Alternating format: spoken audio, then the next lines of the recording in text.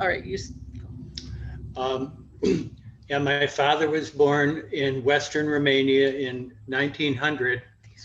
And what you're seeing is a photo of his parents, Petru and Sophia McClough. That's around the middle of 1884, about the time that they got married. 100 years ago, my father, George, immigrated to America from Romania at age 13. His surname was changed from McClough to Tolgo at Ellis Island. There was a little communication and the family connection was lost over the years, but with the help of many angels, our family has been reunited at last. We'd always dreamed of traveling to Romania to search for long lost family, and our dream came true. My father was born in what was part of the Austro-Hungarian Empire, but after World War I, that area became part of Romania again. He graduated from school after 6th grade and was learning the trade of being a blacksmith. And with the politics like it was, they could sense that there was a war pretty imminent. So my grandfather brought my father over to America so he could be here with an older brother who was already here. So then finally, when I was doing our family tree on genealogy on Ancestry.com, I couldn't find any information about Joe's grandparents or family members because Romania isn't that up to date on those things. So we decided we would just try to go to Romania and look for family. So this is what we did. Yeah, in preparation, Renee ordered a map over with at Amazon, and took a couple of weeks for us to get it. Found out it actually came from Romania. And then we got a couple of language books and made flashcards to review the language. Figured it'd be good to know the basics. Hello, goodbye, please, thank you, where is, how much does this cost, and so on. So we practiced, and Joe was pretty good at it, and I was mostly intermediate. This is a map of Romania, and the counties are different colors. My father lived in the far western tip over in the blue county of Timis with the county seat of Timișoara. The black line is the route that we followed on our trip. We spent a whole month there figuring whether we could find anybody or not, at least we should see my father's country. We flew into Bucharest, and after a couple of days touring there, picked up our rental car and then headed on the route west. The first place we stayed after that was a couple of nights in CRAIOVA. Joe, can you mention, is there a state that's about as big as the country of Romania, or a couple of states, just so people have an idea? Yeah, in geographic area, Romania is about the same size as Oregon. Okay, so that's pretty small. Yes, most of the European countries aren't that big compared to, United States. Yeah, Romania is just a little smaller than Spain or France or Germany. You can see on the map its neighbors starting from the right: Ukraine, Moldova, Ukraine again, Hungary, Serbia, and then south of it is Bulgaria. Okay. Thank you.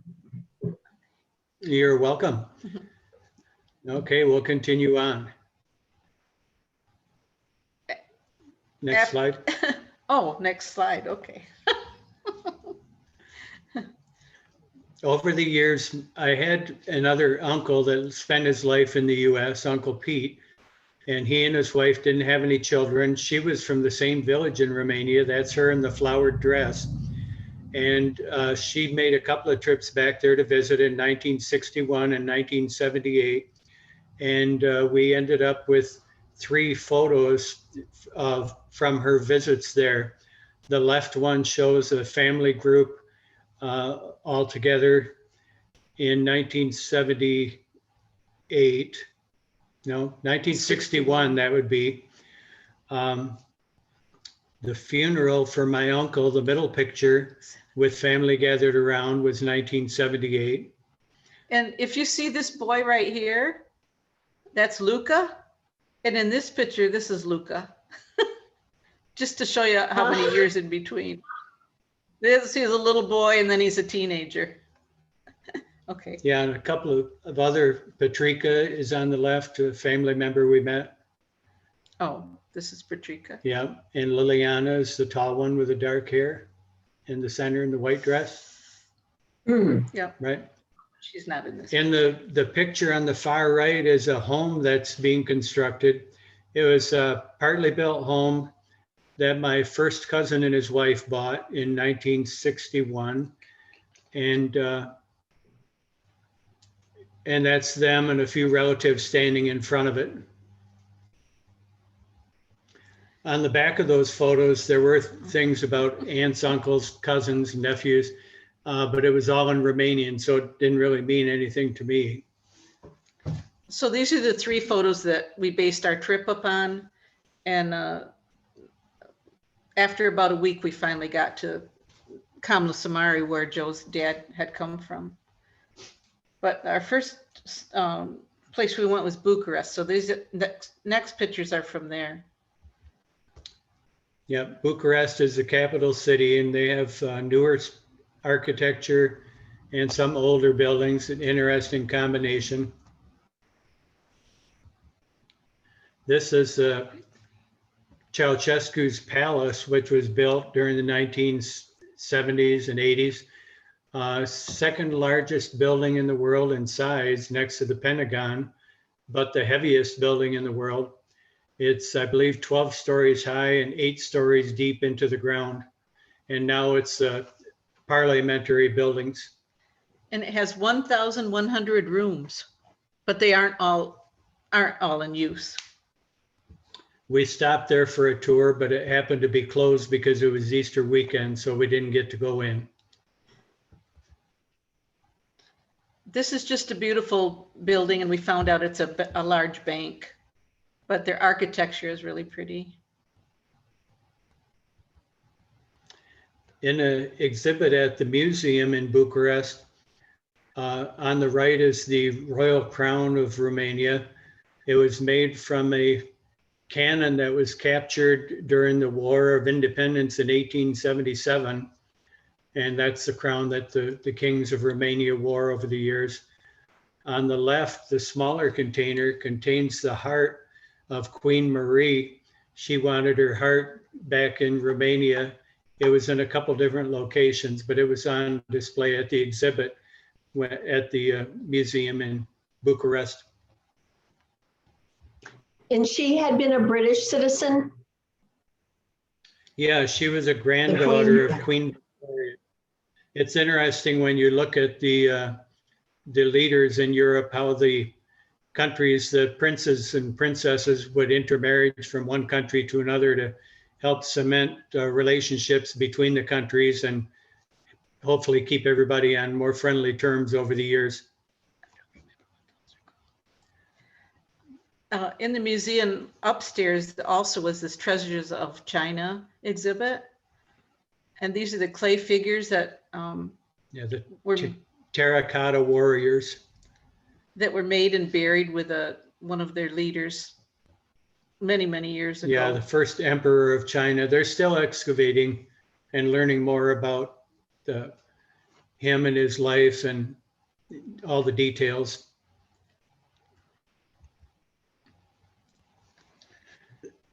Most of Romania was known as the country of Dacia, D-A-C-I-A, and they had King Decebalus was their last king, and that country existed during the times of the Roman Empire, and the Romans were just across the border, and they had feuds back and forth between them.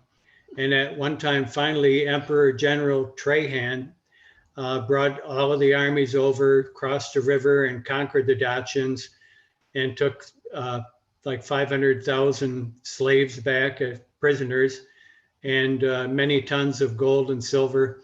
And Trajan's column to celebrate the victory is in Italy, but they had a replica of it there, 98 feet tall.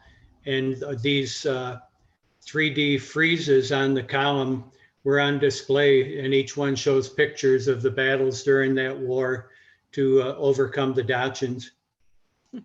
So this is a replica, but we didn't find that out until after we had seen the whole thing, and we thought it was the real column. This is just a giant violin that was sitting out in front of a building, and you can see the size of it compared to these people that are sitting down below. Yeah, it's the George Enescu Museum. It's he was a very famous violinist back in the 1800s, early 1900s in Romania. This is the military museum. We could not go in there either because it was Easter weekend. Romanian Orthodox calendar is different than our calendar. And so we had Easter before we left that year in America. And the week we got there, they had Easter. So many things in Bucharest weren't open. This is their Arc de Triomphe that's made to resemble the one in Paris. Yeah, they built it out of wood quickly after the War of 1877 when they gained their independence from the Ottoman or Turkish Empire. And then it was demolished and rebuilt in 1935 with granite from Diva, Romania. It does have inner stairways where tourists can climb up to the top and look around.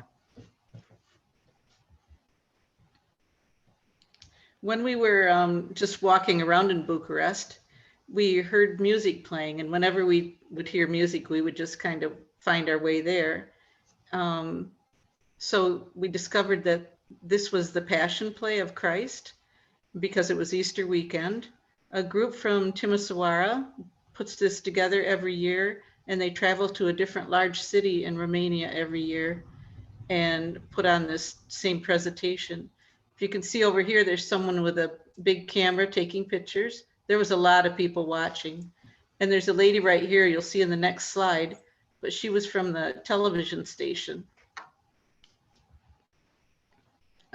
So here's the guy that's going to broadcast it on TV, and that's the reporter. Yeah, there were like 50 people in the group that put on the Passion Play every year, and a couple hundred spectators as they wove their way around to different parts of the old town in Bucharest. Yeah, and Alan Padurianu, we met him. He's the coordinator for the group. And while we were talking to him and told him why we were there and what our goal was to find family, he wished us the best of luck, and he gave us his phone and said anything he could do to help when we got to Timisoara, if we needed help, to just give him a call. So we thanked him very much. We appreciated the support. And this is Joe, by the way, that you're hearing speak.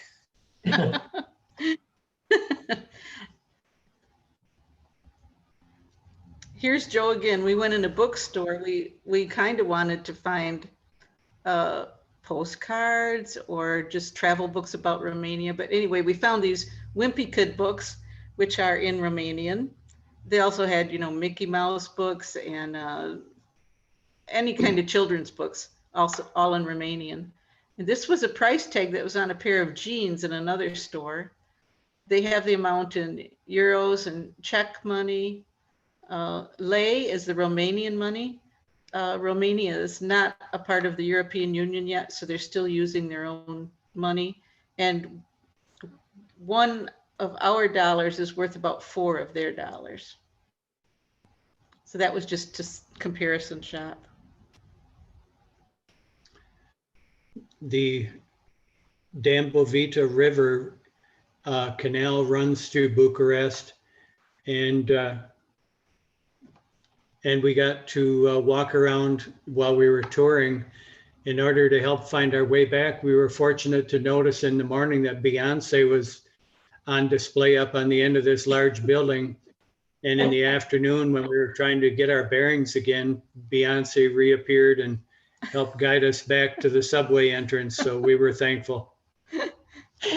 Because we were just on foot and we really didn't have a map or anything. So Well, when we were researching going over there, it suggested that we don't dress in bright colors or things that would make us stand out, or have, shirts of music groups or American states or so on. that would show we were Americans. Yeah, but then we got over there and that was a lot of what the typical Romanians were wearing. So I guess it didn't matter so much.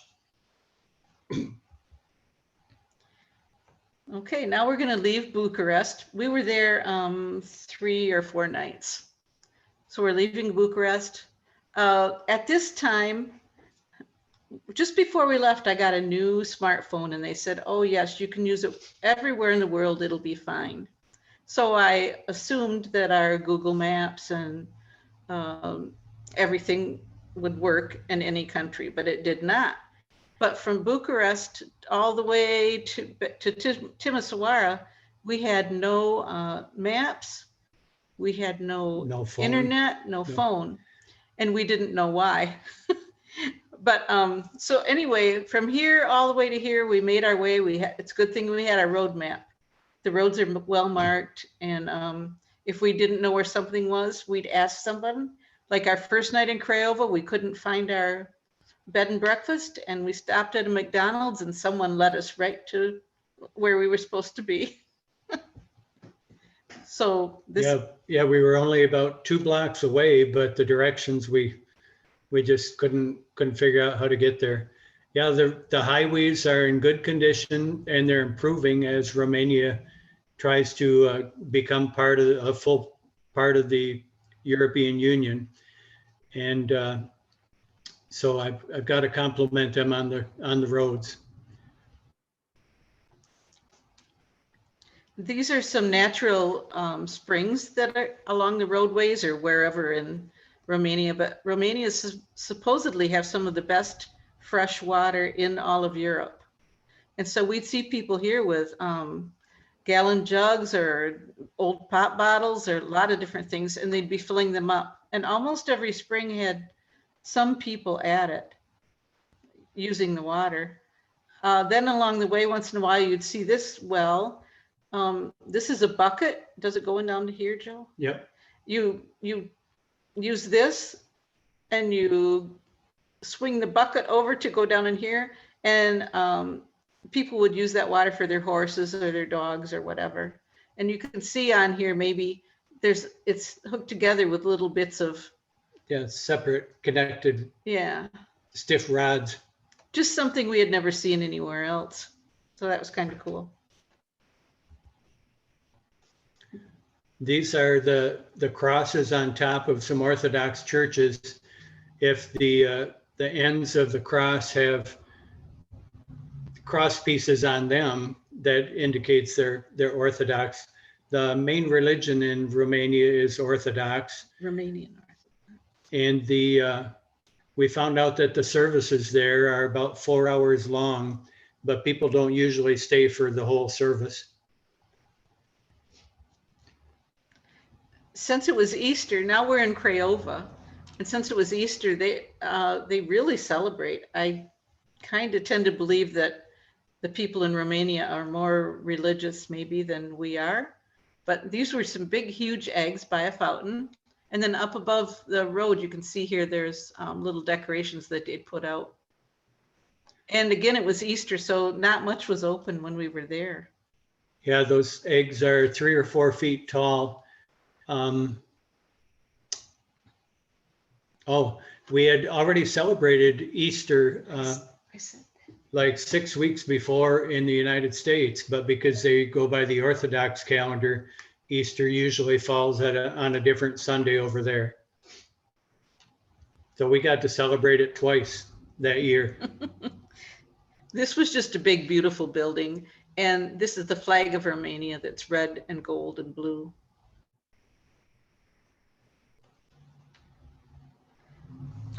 This house has ceramic tile on the outside. Before the last revolution, that was in 1989, when communism was overthrown, people's houses had to be brown or gray or tan. They couldn't be colorful because of the communist rule. So once that government was overthrown, people painted their houses bright colors, and we saw several of these that had different patterns on them with tiles. And here there's gates. Everybody's house, a lot of the houses were right next to each other, but the gates indicated where the next house began. And most houses weren't just in a village. They just all ran together, and you just had to knock on their gate to get in. Yeah, about half of the people in Romania live in the cities. The rest live in the country, but usually in the villages, the people live right in the village, and you might be 20 miles to the next town and you really don't see houses along the road. The property they have, they need to walk out into the countryside a little ways to get to their farmland. But a lot of people have gardens in their yard behind those gates. Usually they grow their own vegetables and things. There's a statue of one of the military or political leaders on the left. On the right was a display of polystyrene carvings in a local competition. And we've never seen those anywhere else. They were really big. Our next stop was in ORSOVA, and I'll show a little bit here. The Danube River starts in the Black Forest in Germany, works its way through Europe, and here it meets Romania, forms part of the border between Serbia and Romania, and then the border between Romania and Bulgaria. Then at a certain point, and there's a canal that they built between Bucharest and the Danube, but at a certain point it goes right into Romania, comes across, and then exits out into the Black Sea between Romania and Ukraine. ORSOVA is right on the Danube River, and we found out that the town had been, sure, the town had been moved because in 1974 they started a dam, the Iron Gates Dam, I think it's called. And there's a picture of it on the left, but don't tell them that you saw that I showed it to you. We stopped at a little pullover above the dam, and there was a couple of cars there, and people got out, and a couple of us were taking pictures, and suddenly a armed security guard came up and said, no pictures, no pictures. And he said, ID. So I gave him my driver's license, as did this other fellow. And he went over to his booth, came back a few minutes later and sent us on our way. I didn't take any more pictures. And we didn't get arrested. No, fortunately. Go back one picture. It's very rugged land here between Romania and Serbia, and the Danube is navigable. We didn't see a lot of boat traffic, but this is the area where the Romans came across with great effort and even carved a roadway into the side of a cliff to help get around and get into Dacia in order to overcome and take over the country. Okay. When they built the dam, the water level went up. I wrote the figure down. I'm, like 80 or 90 feet. So a lot of the land behind it, including a few islands and several villages and a town, were covered with water, and the people were forced to move. And so the people from ORSOVA all had to relocate, and the town and the churches and some of the cemeteries got covered up. And over the years, they were hoping that the government would reimburse them for having to move. And I think maybe part of that did get covered. It's kind of a sad story there, but it was a pretty little town and we enjoyed our visit there. Has This it was just become a old. scuba diving place? Are the I buildings doubt still it. there like you could explore? Not that we heard of. And I would think because of the guard being at the dam that they probably wouldn't let people do that. We'll have to research that. We did meet a cousin that is from ORSOVA, so we'll have to ask him that. But we didn't know him then when we were here. Yeah, this structure on the right was a viewing tower looking across the bay or the backwaters of the dam, but it was pretty decrepit and kind of blocked off because it wouldn't be safe to use at this point. Just interesting. In ORSOVA, there was one Catholic church. If you look down from up above, the ridge line is the shape of a cross. And we didn't get to go inside, but this is the only Catholic church that was built during the communist years between 1945 and 1989. Partly because the Catholic Church fought more against communism and didn't want to do everything they were told to do. The political leaders even had to give you permission before you could go into the priesthood and study to become a priest, whether you're Catholic or Orthodox. Catholic priests don't get married. Orthodox priests get married and are required to be married before they can have their own parish. On the left is the largest or second largest rock carving in Europe. It's of King Decibelus. He, even though he died back at the time the Romans conquered Dacia, this was built in the late 1900s over like a 15 or 20 year span. Do you know how big it is? I'll look and see how big it is. I wrote it down, but didn't review enough. And this statue was just in ORSOVA. We're not sure what it symbolizes, but I just thought it was cool. Who did you think it looked like? Oh, Poseidon with that three-pointed trident. Yeah. So we're just using our imagination. Now, when King Decibelus, they said he committed suicide rather than be captured and paraded through the streets and so on. But Hadrian, when he conquered Dacia, that was the high point of the whole Roman Empire. And after he died, his son Hadrian took over, and then the Roman Empire began to decline.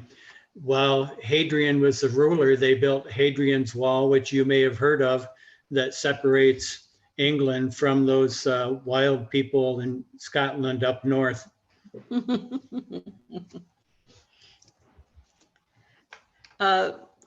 This is just some pretty church steeples, but whenever we wanted to take a picture, there was a lot of phone lines and electric lines and everything. You always had to get out of the car and find a good angle, or you couldn't get the wires out of the line.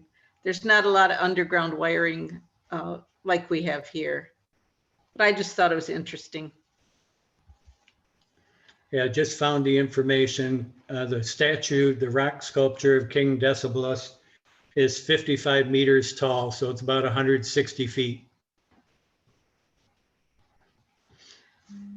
And now we're on our way from ORSOVA up to COMLOSU. And I had to lay this off the map because Joe's dad's little village is over here, but it wasn't on our map. So this is Timisoara, where we stayed in the bed and breakfast, and this is the name of Joe's father's village.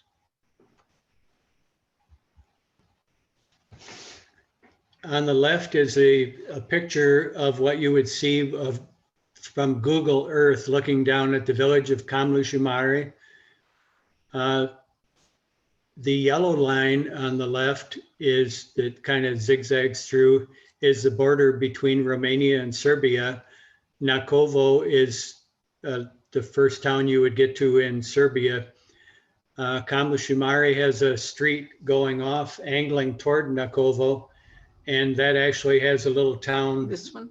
Yeah, the little town of Lunga is there, which kind of attaches to COMLOSU MARE, but it's considered separate. We call the place where two countries meet, the border, there they call this the frontier. And as I mentioned, the people have small plots of land. If you look around Nakovo and COMLOSU MARE, you see a whole bunch of little skinny fields. Okay. You know, they might have just a few acres. And so they walk out to their field and work it up and raise their vegetables or whatever crops. But most of them are not very big farmers at all. The land was all taken over by the government after 1945 when they were forced into communism. And so after 1989, when they got rid of their communist leader and went more democratic, then after 50 years, what do you do to decide who gets what land, if you could even find the people or their descendants? So I'm sure a lot of that is still being worked out in the court systems, but they do have some bigger farms, and we saw old smoky tractors, you know, working small plots of land, and huge 300, 400 horsepower tractors working large areas of land. And some of Joe's older cousins mentioned that when the communism started, they took your land, they took your tractors, your cars, anything you had of value. So Your horses. It was bad. And when communism was over, you didn't get any compensation for that. So people were just left out. And yeah, people were required to either work in the factories or work on the farms for communism. And then after you got your certain number of hours a week put in, then if you wanted to raise other stuff at home and sell it on the side, it would be okay. They did mention that if your parents died and you inherited their house, that the government only allowed you to keep one of your houses, because they said, well, no good communist needs two houses, and you didn't get reimbursed for the one they took. This is your typical highway marker, like you see in places in Europe, Highway 59C, marker number 12, and you're 2 kilometers from COMLOSU MARE, which you can see in the background. And the poppies along the road were really beautiful then. So this is when Joe started breathing hard because he knew he was getting to his dad's hometown. Oh yeah, just didn't know what to expect. Let's see, we didn't mention about Bogdan, did we? No, you can. When we started planning for our trip in February of that year, which was only 3 months before we left, my sister in North Carolina mentioned that she worked with a lady at the hospital who was also from Romania and had come to the United States 20 or 30 years before. So when she told this friend about our trip, her friend said, well, I've got a cousin in Timișoara. I could put you in touch with him and maybe he could be helpful. So she made those arrangements. Renee emailed the cousin, and he actually arranged a meeting ahead of time with the mayor of the village before we got there, and we didn't know he had done that. And his son and his son's girlfriend both speak English, so they were chauffeur and interpreter for us for a day. So they picked us up at our bed and breakfast, took us to his parents' home, and after breakfast, Bogdan and his father and his girlfriend went with Renee and I. And in the left picture, we're meeting at the mayor's office in COMLOSU MARE, and none of the employees there that we see spoke English to us. So our interpreter, the young man Bogdan, did the job, and they looked at our photos and compared notes and talked to each other, made a couple of phone calls. And then finally the mayor said through the interpreter, well, I called this woman, I think is a relative, but she didn't answer, but I know she's home. So just get in your car, follow me. And he took us about 3 blocks to her house. And that is my first cousin by marriage, Anna McClough. Her husband passed away several years ago, but we got introduced to her, and then the interpreter helped us to share information. And later on that day, she actually pulled those same 3 photos out of a drawer in her dining room. So we knew she was legit, and she knew that we were. It was pretty exciting. This is the drawer where those photos were. And Anna also said, after we had been there for a while, we knew we had family in America, but we thought they had forgotten us. So then Joe was all teary-eyed. So here's Joe, here's Anna. She was about 85 then, and that's me. And this is the sign we're going into COMLOSU, and it says that it's the frontier. When we were in Romania, we weren't allowed to cross into Serbia at all, and we weren't allowed to take our rental car out of Romania. So the only way we could have gone into Serbia or Hungary was to go on a bus or a train and have permission to go there. So is Anna living in the house that you showed in your first couple of slides that was being built? She is. Yep. Yes, yes. Yep, that's the inside of her house. So it was in 1961. Yeah, the 3 pictures that you all had, the house that was showed being built was still in the family. Which is pretty amazing. Yeah. 100 years later. Yeah, so that'd be, well, this year it'd be 60 years since they bought that house. Yeah. Okay. Now, well, so Anna, I'll go back to Anna. When we first got to know her, and then the Bogdan and his girlfriend and father, they stayed there with us for a while and interpreted. And right away, she got out picked up her old red phone. She's got a phone that's plugged in. It's like from the 60s or 70s. She called her daughter. Her daughter called a cousin, and the cousin called their children. And within a few hours, we had met 15 or 20 people by evening, because we got to the right person at the first. So these are some of the cousins that we met. This is Julian, Joe's cousin. He lives in COMLOSU. He's a retired French teacher, and his wife is the principal at 3 schools in the area. When we were in Bucharest at the Passion Play, we met Alan, and he gave us a business card, and he said, if you're in Timisoara and you need any help, just give me a call. Well, we called him, and we said we could use an interpreter for one day. We didn't have anybody to interpret for us. So he contacted this lady, Theodora. She's a preschool teacher, and she agreed to go with us for a whole day. All we had to do is pay her as much as she would have made at teaching that day, which was like 35 or 40 Romanian dollars. So we gladly paid her, and we thought she was really brave, because we picked her up at her apartment. She got in the back seat of a car with 2 strangers from America, and we just had a good day, and she was very nice and very helpful. And she did a lot of translating that day. And she really enjoyed meeting family and being part of our experience of reuniting. And wherever we went, of course, they'd feed us, like you'd see in the bottom picture. They fed us and gave us drinks and everything. They also, Julian's looking at our 3 photos, but he got out his family photos too. So we copied all his photos with our camera, and I took notes. You can see I've got a pad and pencil in my hand. Everywhere we went, I wrote down, we numbered the photos and took pictures and who it was and where they lived and everything. This is Joe's cousin, Liliana. She's about the same age as Joe, and her daughter, Laura. Laura, they call her Laura. They're also looking at those big pictures. And she was our interpreter.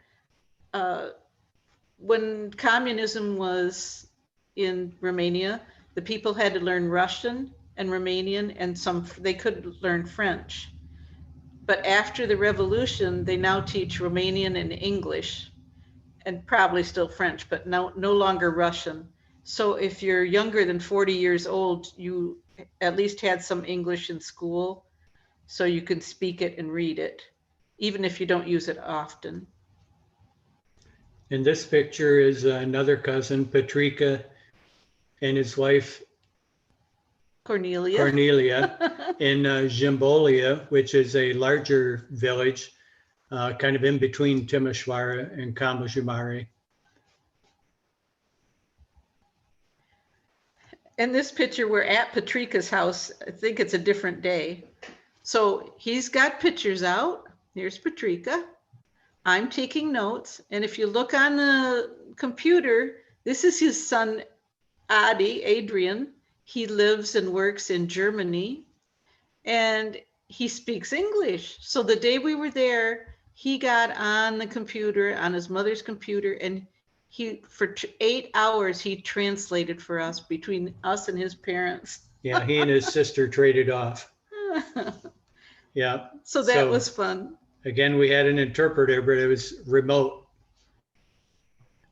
Well, do you think in the intervening 9 years that a lot more people would be able to speak English over there? Because it sounds like the interpreter portion of your trip for the genealogy side was really important, where it wasn't so important for just being a tourist.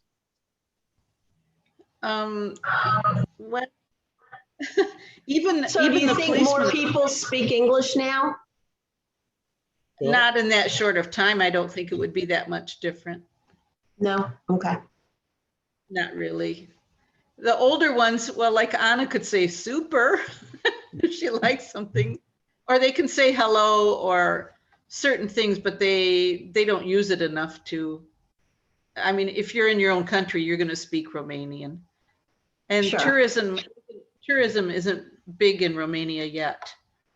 So. Well, and somebody could ask, well, do you know English? Well, there's understanding English, there's speaking English, there's writing English, and there's reading English. And I didn't think about the differences, but the one cousin we visited, he and his wife, that's the headmistress at school, and her husband, the French teacher, they have 2 sons in their early 30s. And when we were speaking with them, the one son would listen to us and tell his parents what we said. The other son would listen to his parents and tell us what his parents said. So one was better at understanding English. The other was good at speaking English and relating it. Interesting. Well, It is almost 7 o'clock. And so we're going to need to stop. Remember what slide you're on? And I was thinking maybe we can check the chat box and maybe go through some of those questions. And if other people have questions, let's see. So Christine said that Romania is part of the EU since 2007. They've done the process, but they're not in yet. Yeah, it's several steps they have to go through and make improvements in roads and certain requirements, maybe like handicapped access or upgrade the airports. I'm not sure what all, but they're working toward that. When we read, we were told, we read that we would need to spend euros when we got there. At the airport, we went to an ATM and got both euros and lei, and ended up at only 2 places where we spent euros. Oh, okay. Converted money. Let's see. Diane, you're not muted anymore. You and your husband did a mission trip to Lagos, which Right. We flew into Tempura, and we drove right near. As a matter of fact, we drove through your dad's hometown over to Lugos. Oh, good. Yeah. Yep. Yeah, Lugos was Yeah, we went- at one time in Hungary. As a matter of fact, across the river was Hungary. One side was Romania, but it was part of the Romanian Empire. okay. Well, Diane also says that the children now are learning English in the 4th grade. Right. We had interpreters from high school who had learned English in 4th grade and then learned a 3rd language in 8th grade. And most of it taken German because of the industries coming in from Germany to industrialize Romania. That's mostly agricultural. Yeah, it would depend what area of Romania that you lived in, I think. Right, yeah, because it's all agriculture over there near the western part. Yes. Oh, okay. Yeah. Dan Bowles said, generated even more interest. My mother is from Jaharmik, not far from Joe's family. Yes, and we know Dan. He only lives about 25 miles from us. Oh, wow. Well, he needs to plan a trip. Yeah. I know. We're going to have to do that together. Well, let's see. Does anyone else have any questions? And I guess you can stop your screen share and maybe that'll make you come back to where we can see you. And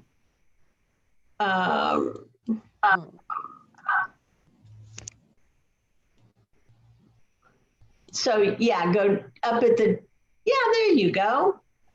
Okay, well, we still can't see you, but I think, Renee, is that sort of, are the most of the rest of the pictures more of the country? Yes, we're almost done with leaving the COMLOSU and then we travel back.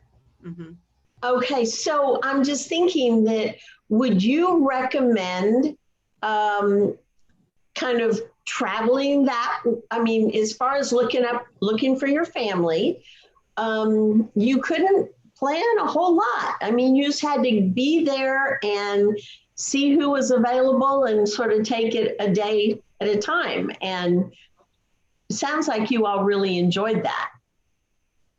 Oh yeah, and we were supposed to stay 6 days in that area, but we extended it to 8 after we met family. Okay, great. Well, does anybody else, you can unmute yourself if you have a question to ask Renee and Joe. Did we cover everything? Well, thank you both so much and for doing that. And I've not been able to get in touch with the people we have lined up for the next 2 programs, next 2 weekends, but I'm going to see if they can shift so that we can do the 2 back to back. I think that would be good. And I think the folks are pretty flexible. So I think maybe we'll be able to do that. So we'll see the rest of Romania. So I'm curious, how many have, raise your hand if you have been to Romania before? I mean, Diane, you guys have. Yeah. But I think that, okay. All right, well. Okay, well, thank you very much. And again, Renee and Joe, that was a lot of work, but I appreciate your sharing it with us. And we will stay on a little bit longer if anybody has any other questions or anything they want to just talk about. Okay, and actually we went back again in 2014 and 2017. Wow. So to see the family. Yes, and traveled a few other places. Okay. And thank you to everyone for joining us. We're glad that you could be part of it. Well, thanks, Joe.